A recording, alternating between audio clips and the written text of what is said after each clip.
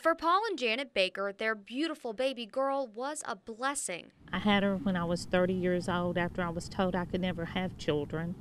And she was just special. She was a gift from the first day.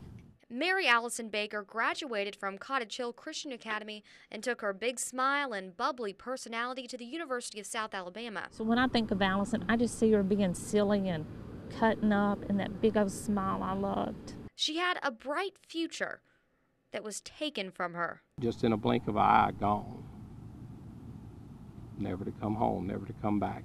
Allison, her boyfriend's 17-year-old Matthew Willis, and his 11-year-old brother Brandon Willis were killed in a crash on Highway 45 in Citronelle. Andrew Loper chased them and rammed Allison's SUV 3 times before running it off the road.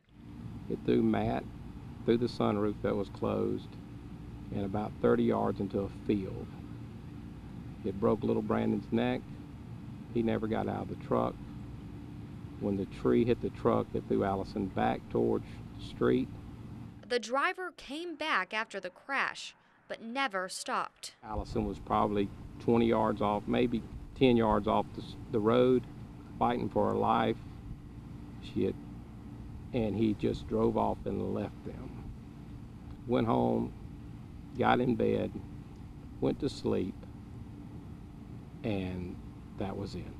At the hospital, the Baker family's nightmare began, especially for her 8-year-old little brother, who worshipped his big sister. And I told Paul Thomas, my son, our son, that everything was going to be okay, but it wasn't. It just wasn't. Loper was charged with murder, and Allison's parents had to come face to face with the man who took her life. And I think that's the closest I've ever come to meeting the devil. It's when he passed me in that courtroom. A year later, Loper was convicted and sentenced to 99 years for each life he took. He will one day, I think, get out, but Allison, Matt, and Brandon aren't coming home. Allison, Matt, and Brandon's death has left its mark on many, and the Bakers know their daughter was not the first to be murdered and won't be the last. We see it every day.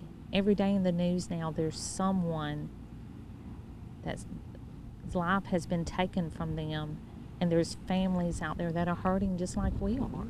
The Bakers want to help others brace for the challenges that unfold following a murder. They're part of a support group that helps families cope with loss. Go down there and go in a room and identify your daughter as your daughter, and there she is, and as a daddy, you wonder why I couldn't been there, but I would.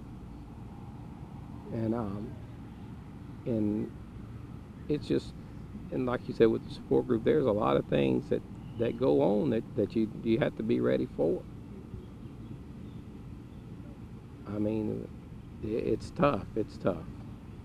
And maybe with this group we can help some people through it. Signs like this allow them to see the light. A single tree with a plaque overlooking the football field at Cottage Hill Christian Academy. It's a reminder that Allison is gone, but never forgotten.